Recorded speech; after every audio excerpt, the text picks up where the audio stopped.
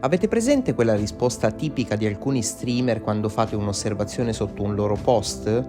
Io gioco 10 ore al giorno, quindi la mia opinione ha un peso diverso. Oppure, io vedo cose che voi non vedete giocando un'ora la sera. Ecco, io sono qui per dissentire.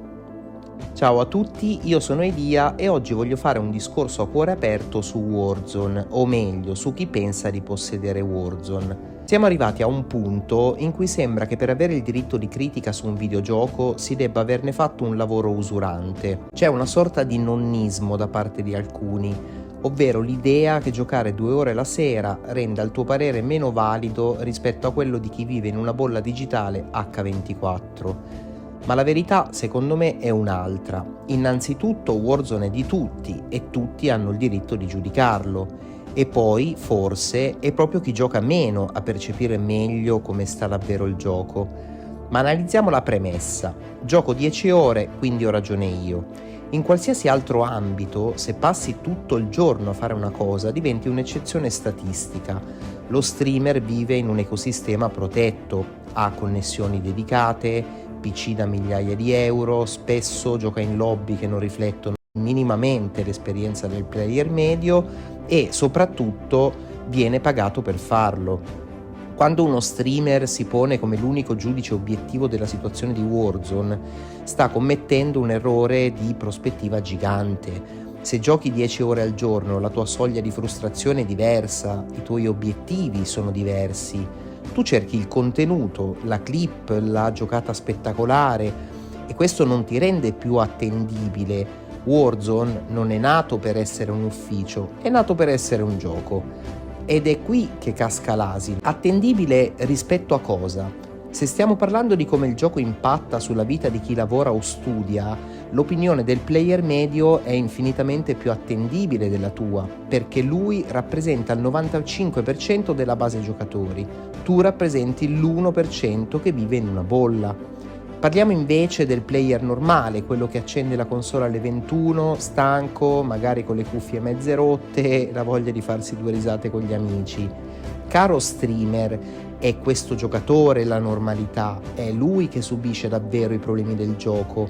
Se il matchmaking è punitivo, se i server laggano, il player medio lo soffre maggiormente perché quelle 2 ore sono il suo spazio di relax. Se glielo rovini, lui spegne. Lo streamer invece deve restare online, deve adattarsi. Il parere del giocatore che gioca poco, a mio avviso, conta di più perché è un parere puro, non filtrato dalla necessità di creare intrattenimento. Se il player da 2 ore al giorno non si diverte più, il gioco muore. Senza la base, il vertice della piramide crolla.